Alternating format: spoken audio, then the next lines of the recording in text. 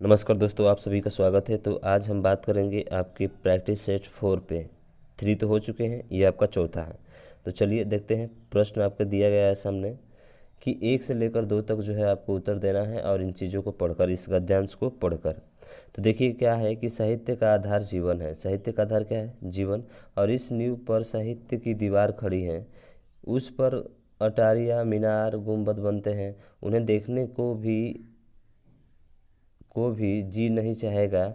जीवन परमात्मा की सृष्टि की है, इसलिए सुबोध, सुगम तथा मर्यादाओं से परिमित है। जीवन परमात्मा को अपने कार्यों का जवाबदेह है या नहीं, हमें नहीं मालूम, लेकिन साहित्य तो मनुष्य के सामने जवाबदेह है। इसके लिए कानून है जिनसे वह इधर उधर नहीं हो सकता। जीवन उद्देश्य ही आनंद है।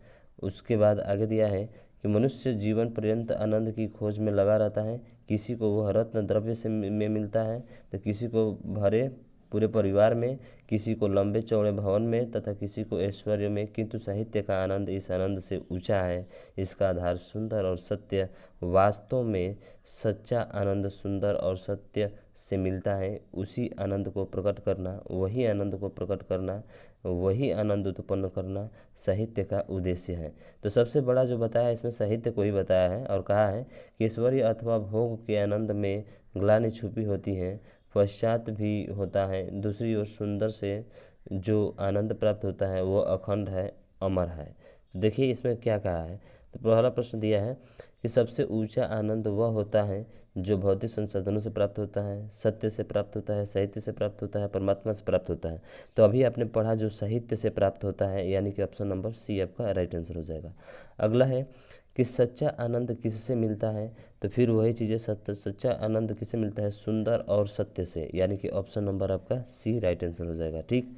अगला है कि हंस पत्रिका के संस्थापक या संपादक थे।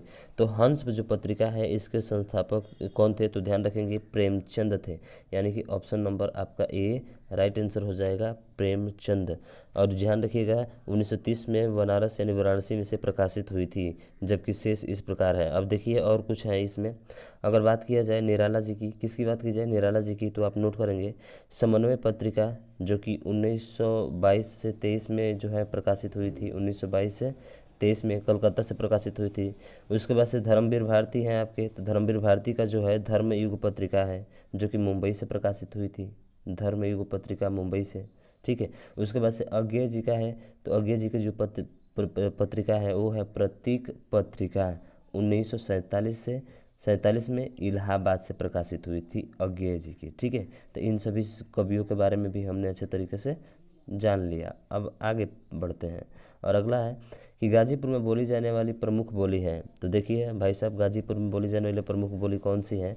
तो है भोजपुरी। जैसे भी जानते हैं गाजीपुर हो गया, बलिया हो गया, तो इधर जो बोला जाता है वो कौन सी बोला जाता है बोली? तो भोजपुरी बोली जाती है। ठीक है ना। जैसे कि भोजपुर हो गया, छपरा हो गया, बक्सर, सिवान जिले में जो है उत्तर प्रदेश का बलिया हो गया आपका अपना। ठीक है। आजमगढ़, कुशीनगर, महाराजगंज, देवरिया, बनारस जिला आदि में जो है बोली बोली जाती है। ठीक। उसके बाद से बात करें कि जबकि अवधि जो है, यहाँ पे अवधि की बात करते हैं, तो अवधि जो होती है ये फैजाबाद, लखनऊ, सुल्तानपुर इनमें बोली जाती है। खड़ी बोली की बात करें तो खड़ी बोली जो है मेरठ, सहारनपुर, रामपुर, दिल्ली तब में बोली जाती है। अब बघेली याद रखिएगा, बघेली जो है रीवा ज़िले में बोली जाती है। कहाँ बोली जाती है? तो रीवा ज़िले में जो है बघेली आपकी बोली जाती है। तो सभी बोलियों के बारे में जान लिया ना आपने। चलिए अगले क्वेश्चन को देखते हैं। अगला क्वेश्चन है कि पुस्तकें धड़ाधड़ बिक रही है में धड़ाधड़ शब्द का कौन सा रूप है? तो देखिए पुस्तकें धड़ाधड़ बिक रही है, इसमें पूछ रहा है कि कौन सा जो है आपका क्या है, कौन सा शब्द का कौन सा रूप है? क्रिया विशेषण, क्रिया विशेषण या प्रविशेषण? तो देखिए क्या कर रहा है, बिक रही है। बिकना क्रिया है, और क्रिया की क्या बता रहा है? विशेषता बता रहा है। तो क्रिया की जो विशेषता बताता है क्या कहलाता है? विशेषण कहलाता है। यानी कि ऑप्शन नंबर बी आपका क्या होगा? सॉरी, यहाँ पे जो है ऑप्शन नंबर बी नहीं, क्रिया की विशेषता जो बताता है वो क्रिया विशेषण होता है ना। धड़ाधड़ बिक रही है, यानी कि ऑप्शन नंबर ए आपका होगा, क्रिया विशेषण होगा। ठीक है। धड़ाधड़ बिक रही है यानी क्रिया विशेषण आपका राइट आंसर होगा। ठीक है। अगला क्वेश्चन है, कोई आ रहा है वाक्य में कौन सा किस प्रकार का सर्वनाम है? अरे कोई आ रहा है नहीं पता है, तो निजवाचक निजवाचक संबंधी तो हो ही नहीं सकता, अनिश्चय होगा। कोई आ रहा है अनिश्चयवाचक सर्वनाम होता है, समझ रहे हैं ना। तो ये ऐसे आप याद रखेंगे इसको। अगला क्वेश्चन है कि नाक का बाल होना मुहावरे का अर्थ है शत्रु होना, अकारण प्रिय होना, नाक में बीमारी होना, दरिया दिल होना। तो देखिए जो ये नाक का बाल होना है वो आपका अकारण प्रिय होना, अकारण प्रिय होना। समझ रहे हैं ना क्या होगा? अकारण प्रिय होना। बाकी सभी जो है आपके अलग शब्द हैं। ठीक, अगला देखें, प्रसारण का विलोम शब्द होता है। तो देखिए जो प्रसारण होता है, प्रसारण मतलब होता है कि जो इसका विलोम शब्द होगा वो कौन सा होगा? तो देखिए प्रसारण का जो विलोम होगा वो आकुंचन होगा। क्या होगा? आकुंचन। आकुंचन किस में है? ऑप्शन नंबर सी में है, ये आपका राइट आंसर हो जाएगा। जबकि आरक्षण का विलोम अनारक्षण होता है। ध्यान रखिएगा, अगर आरक्षण का पूछे तो क्या होता है? अनारक्षण होता है। ठीक, अगला क्वेश्चन है कि खिड़की किस प्रकार का शब्द है? क्या तद्भव है, देशज है, विदेशज है या वर्णसंकर है? तो खिड़की पूछा है कि कौन सा आपका शब्द है। तो देखिए खिड़की जो है आपका देशज शब्द है। क्या है? तो ध्यान रखिएगा जो खिड़की है वो कौन सा है आपका? देशज। और देशज कौन सा है? ऑप्शन नंबर सी में है और यही आपका राइट आंसर होगा। ठीक है, तो देशज का अर्थ आप समझते हैं जो देश में उत्पन्न होता है। तो खिड़की हमारे देश में उत्पन्न हुआ है तो इसलिए देशज शब्द है। ठीक है, और जो बात करते हैं तो यहाँ पे देखेंगे कि जैसे कि जूता हो गया, खिड़की हो गया, और इसके देशज शब्द बात करें, रोटी हो गया, घोंसला हो गया, झाड़ू हो गया, थप्पड़ हो गया, ये सभी देशज शब्द हैं। ठीक है ना, तो इन चीज़ों को आप जो है ध्यान रखेंगे। चलिए अगले क्वेश्चन की बात करें, और अगला क्वेश्चन ये रहा, क्या है? तो क्वेश्चन ये है कि बधू का बहुवचन रूप होगा। तो बधू का बहुवचन रूप कौन सा होगा? तो देखिए जो बधू का बहुवचन रूप होगा वो आपका बधुए होगा। क्या होगा? बधुए। अब बधुए में कौन सा आएगा? ये वाला आएगा। देखिए जब भी बधू होता है छोटा ऊ का मात्रा रहता है, बहुवचन बनाते समय वो जो है बड़ा ऊ का मात्रा होता है कौन सा? छोटा ऊ का मात्रा हो जाता है। तो इसलिए ये होगा, ये वाला नहीं होंगे, यानी कि ऑप्शन नंबर आपका कौन सा होगा? ऑप्शन नंबर आपका सी राइट आंसर हो जाएगा। ठीक, अगला क्वेश्चन है, तो अगला क्वेश्चन ये है, क्या है अगला क्वेश्चन? तो अगला क्वेश्चन है आपका कि यद्यपि वह पंडित हैं फिर भी हठी हैं को संयुक्त वाक्य में परिवर्तित करने का सही उत्तर होगा। तो इसको आपको संयुक्त वाक्य में प्रयुक्त करना है। तो संयुक्त वाक्य में प्रयुक्त करेंगे तो कैसे करेंगे? तो देखिए यद्यपि वह पंडित है फिर भी हठी हैं, यह एक जो है मिश्रित वाक्य है, लेकिन ध्यान रखिएगा इसका जो संयुक्त वाक्य होगा वह क्या होगा? वह पंडित है किंतु हठी है। क्या है? वह पंडित है किंतु क्या है? हठी है। तो वह पंडित है किंतु हठी है, यानी कि ऑप्शन नंबर आपका यही हो जाएगा। किंतु जोड़ दिया तो किंतु जोड़ने से क्या हो गया? संयुक्त वाक्य हो गया। हालांकि अगर ये पूछा जाए कौन सी क्रिया है तो ये मिश्रित वाक्य क्रिया है। कौन सी है? मिश्रित वाक्य आपका है, क्रिया नहीं, सॉरी, क्या है? मिश्रित वाक्य है। ठीक है, तो आप इस चीज़ को ध्यान रखेंगे। तो ऑप्शन नंबर आपका ए सही हो जाएगा, फिर आगे देखने की जरूरत नहीं है। अगला है कि राज्यपाल में कौन सा संज्ञा है?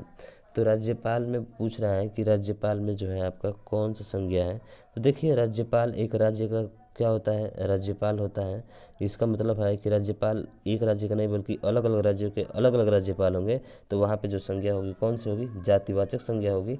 बाकी व्यक्तिवाचक में राज्यपाल का नाम आ जाए, जैसे उत्तर प्रदेश के राज्यपाल आनंदीबेन पटेल, समझ रहे हैं ना।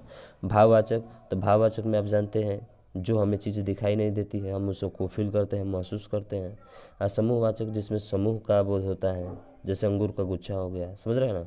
तो ये जो होता है आपका, आप चारों ऑप्शन के बारे में अच्छे तरीके से जान गए हैं। ठीक है, जैसे कि जो है बात करें अब अगले प्रश्न की, और अगला प्रश्न है क्या कि अधिसूचना का अंग्रेजी शब्द होगा। देखिए अभी पीछे हमने बात किया था, अधिसूचना का जो अंग्रेजी शब्द होता है वो होता है आपका नोटिफिकेशन। क्या होता है? नोटिफिकेशन होता है। बाकी सब इंडोर्समेंट, स्टेटमेंट, इनक्लोज्ड। ठीक है, तो स्टेटमेंट का मतलब कथन होता है, इंडोर्समेंट का मतलब होता है पुष्टि या पुष्टांकन होता है, और इनक्लोज्ड का मतलब होता है संलग्न। इनक्लोज्ड का मतलब क्या होता है? संलग्न होता है। तो इनकी हिंदी आपको पता होनी चाहिए। देखिए ऐसे प्रश्न जरूर हमारे एक पूछे जाते हैं, आप इनको ध्यान रखेंगे। अगला है कि सभा का पर्यायवाची शब्द, पर्यायवाची कौन सा नहीं है? तो सभा का जो पर्यायवाची है, क्या बैठक, सम्मिलित, परिषद या महावर्तन, कौन सा इसमें आपका सही होगा? तो देखिए सम्मिलित सभा का जो पर्यायवाची नहीं है वो है सम्मिलित, का अर्थ है शामिल होना, यानी कि शेष सभी सभा के क्या है? पर्यायवाची शब्द है। तो याद रखेंगे 14 का ए सम्मिलित। क्या होता है? सम्मिलित। सम्मिलित सभा का पर्यायवाची नहीं है, क्यों? क्योंकि सम्मिलित का अर्थ होता है शामिल होना। ये सभा है आपका, तो सभा में शामिल होना ये अलग हो जाएगा ना। तो बिल्कुल आपका जो है ये वाला ऑप्शन राइट आंसर होगा सम्मिलित। अगला देखिए, व का उच्चारण स्थान है, तो वह जब बोलेंगे तो जब भी बोलेंगे तो वह का उच्चारण किससे होगा, तो देखिए वह का जो उच्चारण होता है वो आपका दांत और ओष्ठ दोनों से होता है। तो बिना वह जो है दंत, बिना दांत और ओष्ठ के आप नहीं बोल सकते, यानी कि ऑप्शन नंबर सी आपका राइट आंसर हो जाएगा। ठीक है, वैसे भी दंत और ओष्ठ, तो दंत वाले में कौन सा आता है, त थ द और ध आता है। ठीक है, उसके बाद से ओष्ठ वाले में कौन सा आता है, तो प वर्ग जितने भी होते हैं सभी किस में आते हैं, ओष्ठ वाले में आते हैं। ठीक, अगला, विराम चिन्ह प्रयुक्त होता है, तो विराम चिन्ह कैसे प्रयुक्त होता है, योजक चिन्ह द्वारा, तुल्य सूचक, तुल्यता सूचक, विवरण चिन्ह या लाघव चिन्ह। तो देखिए जो हमारा चिन्ह प्रयुक्त होता है वो आपका तुल्यता सूचक विराम चिन्ह है। कौन सा है, तुल्यता सूचक विराम चिन्ह है। ये जो देख रहे हैं ये चिन्ह पूछ रहा है हमसे, ये वाला चिन्ह। तो ये वाला चिन्ह किसका है, तो देखिए बराबर वाला चिन्ह है। बराबर का मतलब क्या होता है, तुल्यता, और तुल्यता का चिन्ह आपका ये होगा। उसके बाद से जो है अगला देखेंगे, इसमें देखिए इसमें विवरण चिन्ह अगर बात करें हम लोग, विवरण चिन्ह, तो विवरण चिन्ह जो होता है आपका क्या कैसे होता है, तो ये देखिए दो डॉट करके रहेंगे आपके, दो डॉट करके रहेंगे, बीच में ऐसे रहेगा। ठीक है, ये आपका विवरण चिन्ह होता है। तुल्यता सूचक अभी जो है बराबर का चिन्ह जो होता है तुल्यता सूचक होता है। लाघव चिन्ह, तो लाघव चिन्ह जो होता है यहाँ पे जीरो टाइप का रहता है, गोल टाइप का। ठीक है, ये आपका लाघव चिन्ह होता है। ठीक, उसके बाद से योजक चिन्ह, योजक चिन्ह एक छोटा सा ऐसे रहता है, ये इसका योजक चिन्ह होता है। तो आप चिन्ह के बारे में भी अच्छे तरीके से जान गए। चलिए अगले क्वेश्चन की बात करते हैं, और ये है कि उच्चारण का संधि विच्छेद होगा। देखिए उत धन चारण होता है, यानी उत धन चारण सर इसमें नहीं, इसमें नहीं, इसमें इसमें तो है लेकिन दूसरा है आचरण है, यानी कि ऑप्शन नंबर सी आपका राइट आंसर हो जाएगा। तो इसमें सोचना नहीं है, उत धन चारण व्यंजन संधि है। ठीक है, अगला देखिए, अगला है कि बैल न कूदे कूदे तंगी, कहावत का अर्थ है। बैल न कूदे कूदे तंगी कहावत का अर्थ है, तो देखिए स्वामी के बल पर सेवक का साहस, स्वामी के बल पर सेवक का साहस, यही आपका सटीक आंसर होगा। यानी कि ऑप्शन नंबर कौन सा होगा भाई साहब, ऑप्शन नंबर आपका डी होगा। समझ रहे हैं ना, ऑप्शन नंबर डी होगा। बाकी सभी क्या है, असंगत है, ये नहीं हो सकता। अरे वीरता पर विश्वास होना, नहीं भाई। बैल न कूदे कूदे तंगे, गड्ढे में कूदना, साहसी कार्य करना, नहीं, ये सब तीनों असंगत है। आपका ऑप्शन नंबर डी सही होगा। अगला, भूधर्व का संधि विच्छेद है, तो भूधर्व, देखिए भूधन ऊर्ध्व होता है। क्या होता है, भूधन ऊर्ध्व होता है। अब भूधन ऊर्ध्व किस में है, तो आप कहेंगे सर भूधन ऊर्ध्व ऑप्शन नंबर आपकी बी में है, और यही आपका राइट आंसर होगा। तो भू ये नहीं हो सकता, ये वाला विसर्ग संधि तो है ही नहीं यहाँ पे। ठीक है ना, तो ध्यान रखेंगे इसमें दीर्घ संधि है। क्या है, दीर्घ संधि है। तो देखिए दीर्घ संधि को पहचानने के लिए यहाँ पे देखिए आधा जो बड़ाओं का मात्रा आ रहा है ना, तो बड़ाओं का मात्रा हमेशा होता है वो आपका कौन सा होता है, दीर्घ संधि होता है, और ये स्वर संधि के प्रकार आपके हैं। ठीक, तो समझ में आ गया। चलिए अगले क्वेश्चन की बात करें, और अगला क्वेश्चन है कि टेस्टिमोनियल का हिंदी अनुवाद होगा। तो टेस्टिमोनियल का हिंदी अनुवाद क्या होता है, देखिए टेस्टिमोनियल का मतलब होता है जो आपका हिंदी इसका वो होता है प्रशंसा। क्या होता है, प्रशंसा। आप प्रशंसा किस में है, तो ऑप्शन नंबर आपकी बी में है, और यही आपका राइट आंसर हो जाएगा। ठीक, फिर अगला देखें, भरोसे में शब्द का कौन सा रूप है, तो भरोसे, यहाँ पे पूछा है भरोसे शब्द जो है कौन सा रूप है। तो देखिए यहाँ पे जो है वो आपको संबंध बता रहा है कि एक दूसरे पे भरोसा, समझ रहे हैं ना, यानी कि संबंध बोधक अव्यय है। तो संबंध बोधक अव्यय किस में है आपका, तो देखिए संबंध बोधक अव्यय आपका ऑप्शन नंबर सी में है, और ये आपका राइट आंसर हो जाएगा। ठीक, तो सोचना ही नहीं है कुछ इसमें। अगला है कि जिनका प्रयोग निश्चित शब्द समुदाय या पूरे वाक्य का अतिरिक्त भावार्थ प्रदान करने के लिए होता है उसे कहते हैं व्याधिकरण, निपात, समानाधिकरण या विस्मयादि बोधक। क्या उसे कहा जाता है, तो देखिए उसे कहा जाता है निपात। क्या कहा जाता है, तो भाई साहब उसे निपात कहा जाता है, यानी कि ऑप्शन नंबर आपका डी होगा। निपात क्या होता है, तो जिनका प्रयोग निश्चित शब्द समुदाय या पूरे वाक्य का अतिरिक्त भावार्थ प्रदान करने के लिए होता है उसे निपात कहते हैं। जैसे जैसे क्या होता है, जैसे आपका ही, समझ रहे हैं ना, क्या होता है, ही हो गया, भी हो गया, तो हो गया, तक हो गया, भर हो गया, मात्र हो गया, ये सब आपके निपात होते हैं।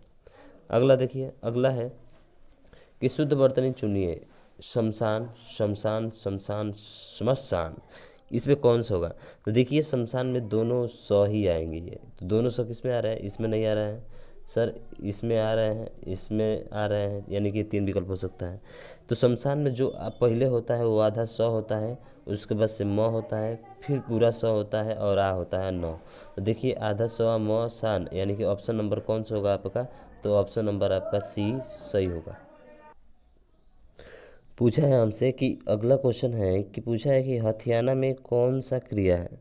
देखिए हथियाना यानी हाथ से क्या बना हथियाना, लत से क्या बना लतियाना, बात से बतियाना, शर्म से शर्माना। तो यहाँ पे ध्यान रखिएगा जब भी ऐसे वाक्य आते हैं तो इसमें जो होता है वो आपका कौन सा होता है, नाम धातु क्रिया होती है। अरे हाथ नाम है, हाथ क्या है नाम है, तो यहाँ से क्या हो जाएगा नाम धातु क्रिया हो जाएगी, यानी कि ऑप्शन नंबर आपका जो है डी विकल्प क्या होगा सही होगा। जैसे हाथ से हथियाना, लत से क्या हो जाएगा लतियाना, तो ये नाम धातु क्रिया होती है। और अगला क्वेश्चन है, लास्ट प्रश्न है कि राम ने खाना खाया में खाया होगा में कौन सी क्रिया होगी। अब खाया होगा पीछे की बात कर रहा है, ये किधर की बात कर रहा है, पीछे की बात कर रहा है, यानी कि भूत वाला होगा, तो भूत तो सब में है, समझ रहे हैं ना। लेकिन खाया होगा ये आपको पता नहीं है, आप जो है उसको क्या है संदिग्ध में पड़ गए हैं। इसका मतलब कि संदिग्ध में पड़ गए तो संदिग्ध हो गया। ऑप्शन नंबर कौन सा है आपका बी, और यही आपका राइट आंसर होगा। ठीक है, तो राम ने खाना खाया, खाया होगा ये आपके संदिग्ध में पड़ गया और भूत में जा रहा है, तो इसलिए ऑप्शन नंबर बी आपका राइट आंसर हो जाएगा।